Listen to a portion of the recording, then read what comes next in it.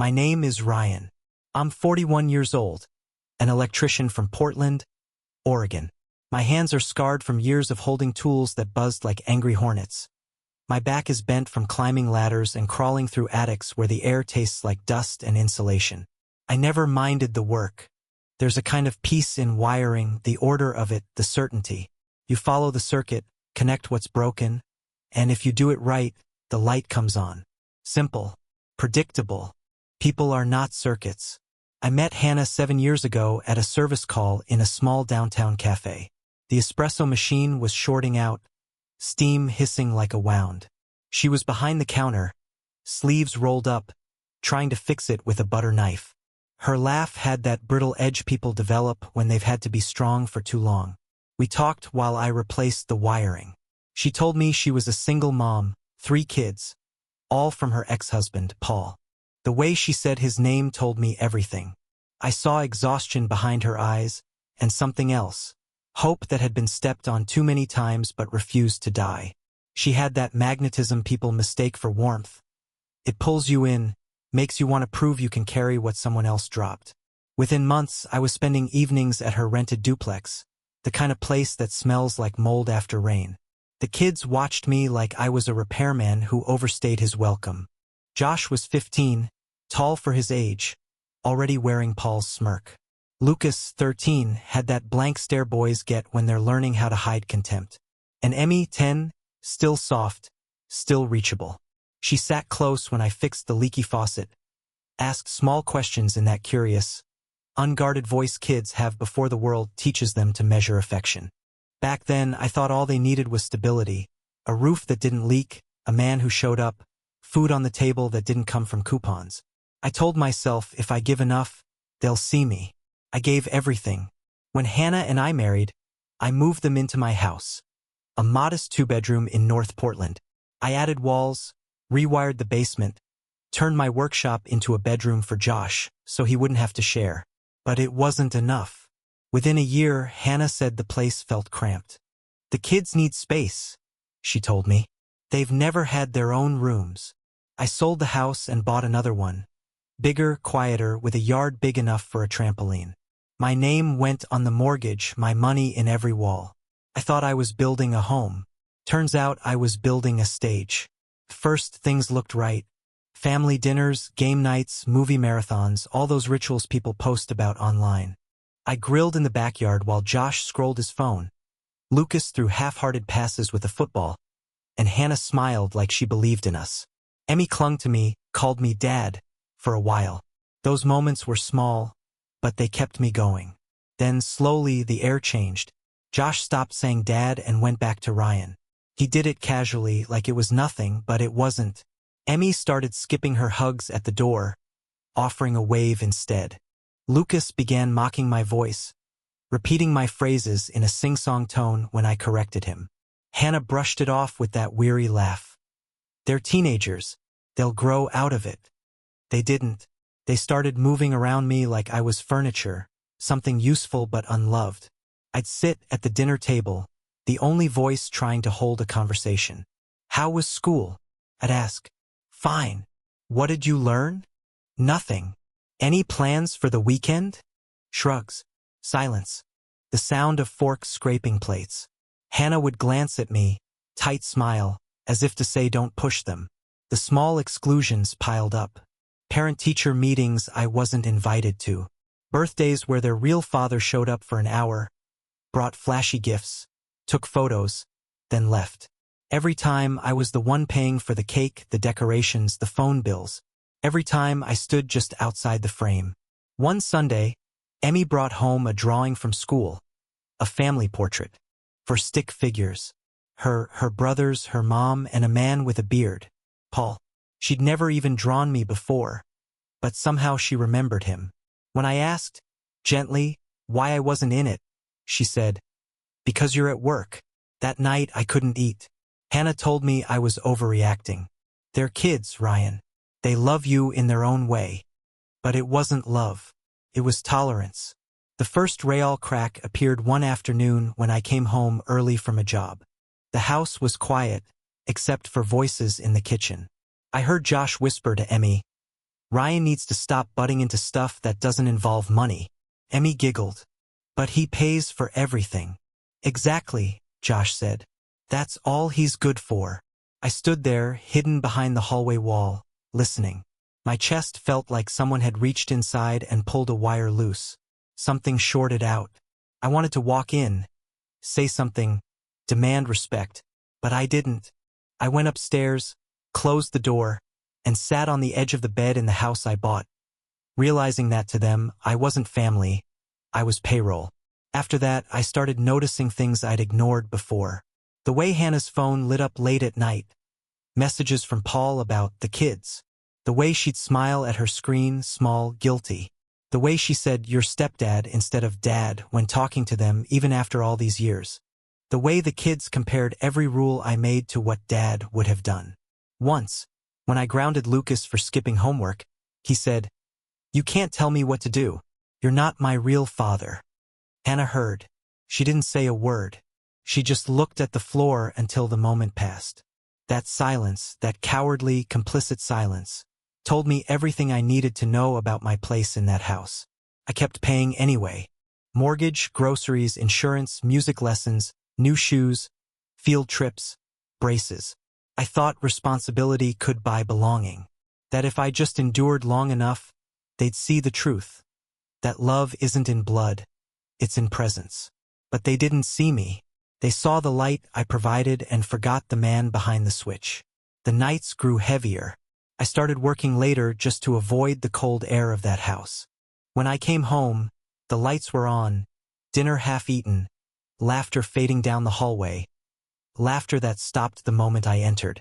I began sleeping on the couch sometimes, claiming back pain. Truth was, the bed felt crowded with ghosts. One Saturday, Hannah asked if I could help pay for Josh's driving lessons.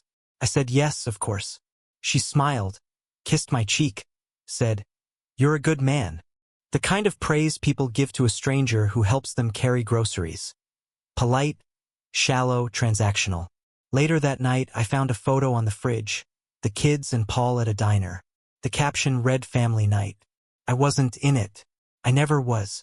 Still, I told myself to hold on. Families take time, I said. Respect grows slowly. But that's a lie we tell ourselves when we're afraid to face the truth. Sometimes respect never grows at all. Sometimes it rots from the start. The final crack that week came in a sentence so soft I almost missed it. Hannah was folding laundry while I fixed a broken outlet. She said, "They just miss their dad, Ryan. You can't replace him." She didn't mean it as an insult, but that's what it was, a verdict. 7 years of bills, of labor, of swallowing disrespect, reduced to a single truth. I was never meant to replace him. I was meant to hold the line until he decided to care again. That night, lying awake beside her, I watched the shadows crawl across the ceiling. The house was silent except for the hum of the refrigerator, steady and loyal, the only thing in that home that truly depended on me. I realized then that I'd built an illusion, a family held together by my income and my denial. Every smile, every thank you, every gesture of affection was rented space. Temporary, conditional. I had given them everything, my labor, my time, my name. But somewhere along the way, I'd lost the one thing I hadn't thought to protect. My place. I used to think silence meant peace. Now I know it's just the space where love used to live. After I heard Josh whisper that I was good for money and nothing else, the words nested in my head. They stayed there, quiet and poisonous, the way water seeps through drywall. I told myself not to take it personally. Kids talk. They lash out. But that night, when I went to bed, Hannah asked why I was so quiet. I said, "Just tired." She rolled over and said, "You work too hard, Ryan." Then she fell asleep. I lay there in the dark, staring at the ceiling fan, realizing how strange it was that she never noticed the small deaths that kept happening between us. I kept giving. That was my mistake. Giving even after the light had gone out of it. Emmy's theater camp tuition came due, I paid it. Lucas needed a laptop for school. I bought it. Josh got his license and needed car insurance. I covered it without question. The money flowed out of me like breath, and each time it left, I told myself it was proof of my love. Maybe love, to me, had always been a form of work. Quiet, invisible, thankless. But kindness can rot if it's never acknowledged. Curdles into something else. I started noticing the patterns. Whenever I gave, the house softened, for a day or two, maybe 3. Then the air thickened again, and the distance returned. Gratitude was a trick of light. I began to sense that the only moments they noticed me were when I paid for something.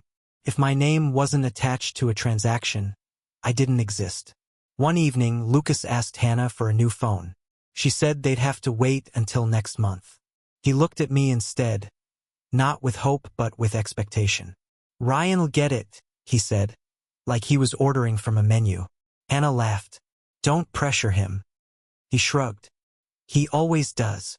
That small exchange broke something in me. I realized they didn't even see it as generosity anymore. It was infrastructure, as reliable and faceless as the power lines I repaired for a living. I started keeping receipts. Not out of spite, but because I needed proof that my effort had weight, that it was real. I filled a drawer with them: tuition slips, grocery bills, insurance renewals, the quiet evidence of a man trying to hold a crumbling structure together. Sometimes I'd open that drawer at night, just to look. It was pathetic, but it grounded me. Paper doesn't lie.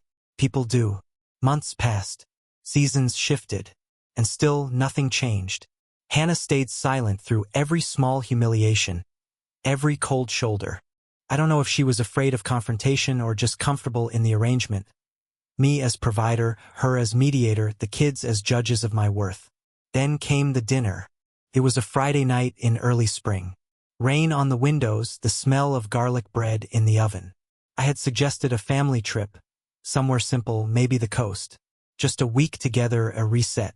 The words had barely left my mouth before Josh looked up from his plate. "You don't get to make those kinds of decisions," he said. His tone was casual, like he was stating a fact. I blinked. "What kind of decisions?" "Stuff that's not about money." Lucas smirked. "Yeah. Stay out of things that aren't your lane." The sound of rain filled the pause that followed. I looked at Hannah. She didn't meet my eyes. That was the moment. Not their words, her silence. The way she kept eating, pretending not to hear. The way she protected the illusion of calm instead of the man who'd built the table they were eating at. I said nothing. Finished my meal. Stood up, cleared my plate, and went upstairs. I heard them laugh softly after I left. Not cruelly, just carelessly. The kind of laughter that told me they didn't think I'd heard the truth. But I had. That night, I sat in the dim light of my office, the receipts drawer open beside me. I looked at the stacks of paper, each one a piece of my devotion, and realized none of it mattered. You can't buy a place in a heart that's already been rented to someone else.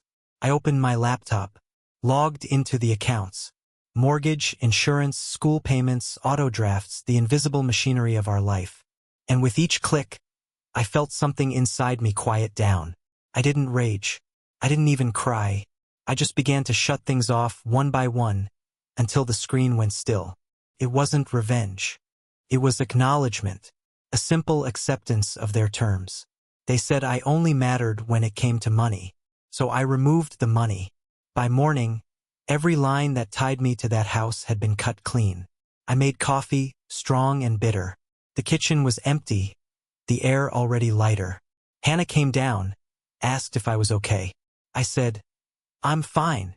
She smiled, kissed my cheek, didn't notice the quiet finality in my tone. When she left for work, I opened a new binder. Something neat, organized, almost professional. I filled it with every record I had.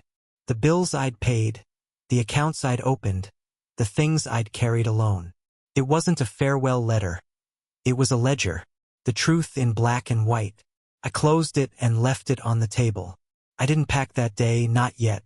I just sat there, watching the light move across the living room floor, realizing how strange it felt to have clarity after years of confusion.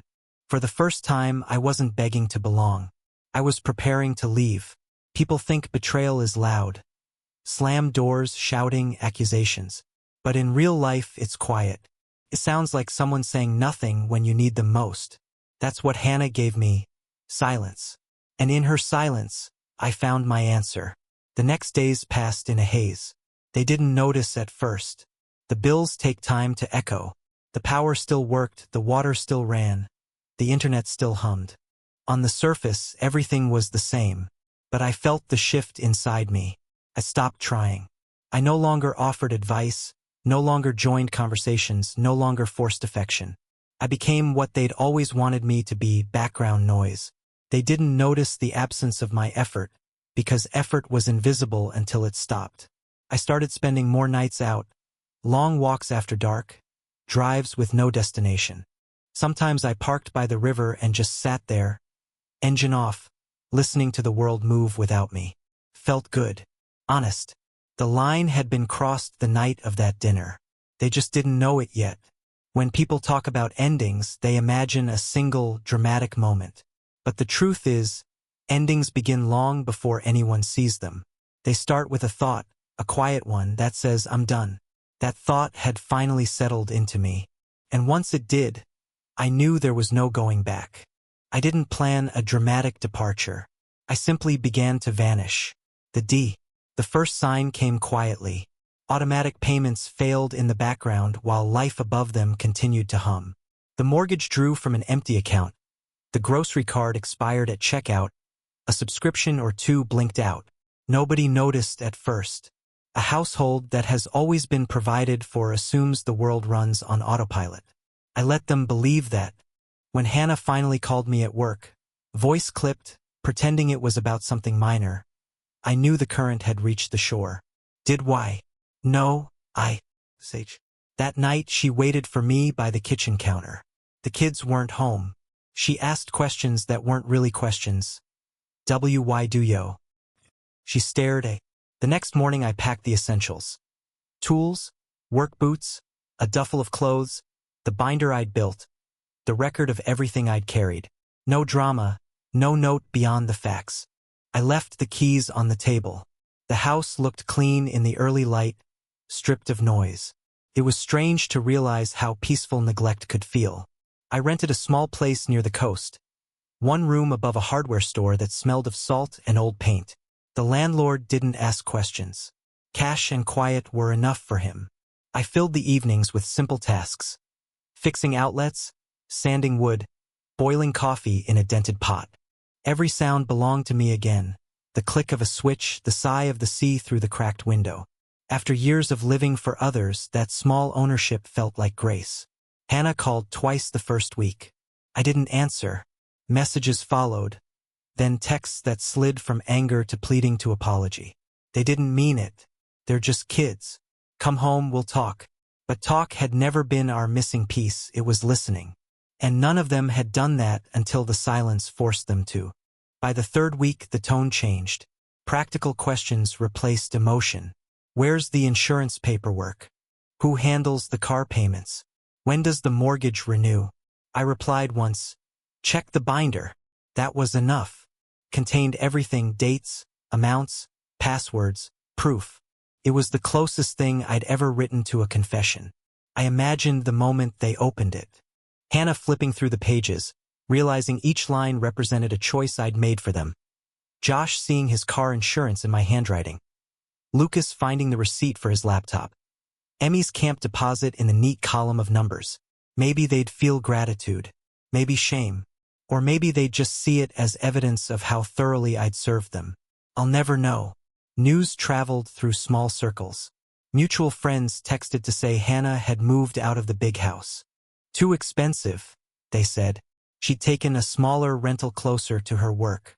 The kids had scattered. Josh working part-time at a garage, Lucas drifting between classes, Emmy quieter than before. Each update landed in me like a pebble dropped into still water. A ripple, then nothing. I wasn't gloating. I was observing equilibrium return to the world.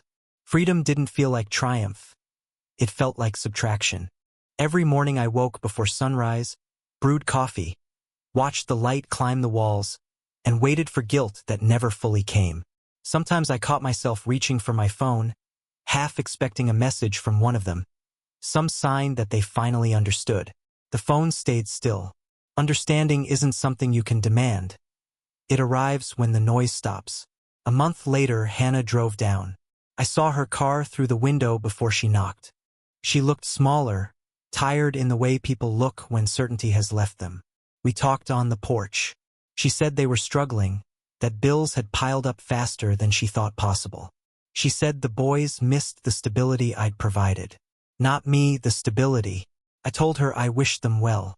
She asked if I was happy. I'm honest, I said. That's close enough.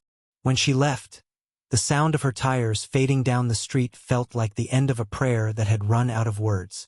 After that, life settled into a rhythm. Work, see, sleep. The loneliness was clean. It didn't accuse me.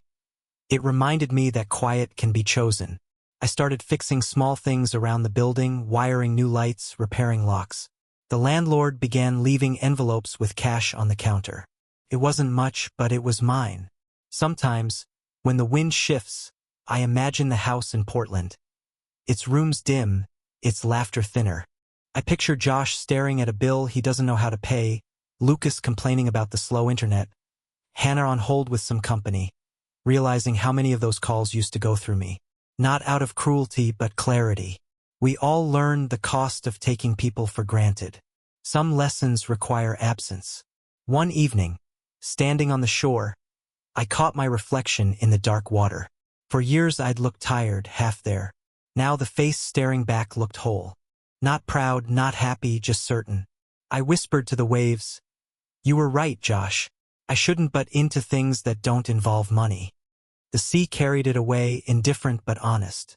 They may think I left because of anger, but anger fades. What stays is recognition. You cannot be part of a family that refuses to see you. You can only walk until their voices become memory and memory becomes peace. And peace, I've learned, is not forgiveness.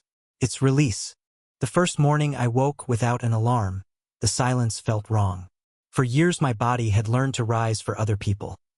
Deadlines, school schedules, grocery runs, the rhythm of a household that never once matched my own. Now there was nothing to wake for except light. It crept through the curtains of the small apartment above the hardware store and drew pale lines across the floor. I lay there listening to gulls instead of voices, the ocean instead of complaints. Freedom sounds softer than people imagine. Days found their pattern. I worked freelance, electrical repairs for summer cabins, rewiring old docks that smelled of salt and engine oil. The pay wasn't grand, but the work was clean. Connect, test, finish, leave. No one standing behind me asking why. Evenings I cooked simple food, black coffee, eggs, bread, a little wine on weekends.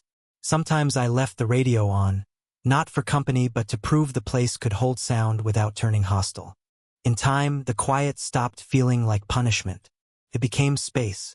I didn't look at social media for months. When I finally did, curiosity rather than longing pushed me. Hannah's profile was public. It always had been. The photos were careful now, filtered smiles, captions about resilience. A smaller house behind her, different curtains, no trace of me. Josh wasn't in college anymore. The comments hinted at a gap year that sounded permanent. Lucas worked part-time at a mechanics shop. Emmy, older now, posted a school play announcement with a donation link attached. The numbers beside the link were low. I closed the app before guilt could start speaking in its old voice. Occasionally, someone from Portland called for work. A neighbor who remembered the family would ask, almost casually, "You ever talk to them?" I always said, "No." Then I'd change the subject. There is a kind of mercy in not revisiting ruins. You let them fall and grow quiet. That's how they stop haunting you. By autumn, the small apartment had started to feel like a home. The landlord let me repaint the walls, and I chose a color somewhere between sand and smoke. I built shelves out of leftover lumber and lined them with the only objects that mattered. A few tools, a stack of books I was finally reading, the binder from the old house. I didn't open it anymore, just kept it there like proof that what I remembered had really happened. One evening I met someone. Emily, she taught art at the local middle school. I fixed a flickering light in her classroom, and she offered coffee as thanks. Her world was smaller, calmer. She spoke in complete sentences, listened without waiting to interrupt. We began seeing each other on Sundays. Long walks along the coast road, quiet dinners that didn't need to prove anything. She never asked about my past in detail. When I told her I had been married once, she nodded and said, "Then you understand what endings cost." It was the first time someone described it correctly. Months turned into a year. The routine hardened into a life. Work, Emily, ocean, sleep. Some nights I'd wake at 3 a.m. to the sound of rain on the tin roof and think about the house in Portland, the way the gutters used to overflow, how I'd climb out in storms to clear them while everyone else watched from the windows. No one thanked me then, but I thanked myself now for leaving. Regret visits, yes. It arrives quietly, like fog. I remember Emmy's drawings, the sound of Lucas's laughter before it learned sarcasm, Josh's first car ride. Those memories don't hurt anymore. They remind me that I tried. Trying was enough. Sometimes Emily asks if I'd ever take them back, if they showed up one day asking to start again. I tell her the truth. There's no going back to a place that never saw you. She doesn't argue. She just touches my hand and says, "Then stay here." So I do. The coast has its own rhythm. Tides in, tides out, mistakes erased by salt water. I've come to believe that forgiveness isn't an act. It's erosion. The waves do the work while you keep breathing. Every so often a letter arrives at my post office box. No return address, familiar handwriting. The first one came a few months after I left. It was from Hannah. Short sentences, restrained apologies. "We didn't realize how much you did. The kids miss you in their own way. I hope you're okay." I read it once and didn't reply. More followed, each softer, each more uncertain. Eventually they stopped. Silence again, the honest kind this time. I never told Emily about the letters. Not out of shame, but out of mercy. The past deserves privacy once it stops bleeding. Last winter, while repairing wiring at a community center, I saw a fundraiser flyer taped near the door. It was for a local theater group visiting from Portland. On the poster, a photograph of a girl on stage mid-smile. Emmy. Her hair longer, her expression older but unmistakable. I stood there for a long moment, not sad, not proud, just still. She had kept the one thing she loved. Maybe losing everything else had cleared the space for it. I left a small donation in the box before leaving. No name attached. That night I walked the beach until the sky turned from black to blue. I thought about how love changes shape. At the start, it's a promise. At the end, it's a memory you learn to carry without bitterness. Somewhere between those 2 points is survival. People sometimes ask if I ever feel lonely. I tell them loneliness isn't the absence of people. It's the presence of pretending. Out here, I don't have to pretend. The sea doesn't ask who I am or what I've paid for. It just keeps moving. So this is my life now. A small apartment, steady work, one good woman, and quiet that belongs to me. No raised voices, no invisible debts. When I lock the door at night, everything inside is mine, including the silence. Do I miss them? Some days, yes. But missing is just proof that something once mattered. It doesn't mean it should return. I hope they're learning what I finally learned. That gratitude isn't spoken, it's lived. That respect is the only real currency a family has. Sometimes I catch myself looking out the window toward the highway that leads back inland. The temptation to drive it, to see what became of them, flickers and dies before it reaches my hands. The past doesn't need witnesses. It needs rest. I end my days the same way I began this new life. Coffee cooling beside the window, the sea breathing in and out. I think about the man I used to be, tired, hopeful, blind, and the man who sits here now, no longer asking to be seen. Was I wrong to walk away? Maybe, but staying would have been worse. Because love without respect isn't love at all. It's debt. And I've finally paid mine in full.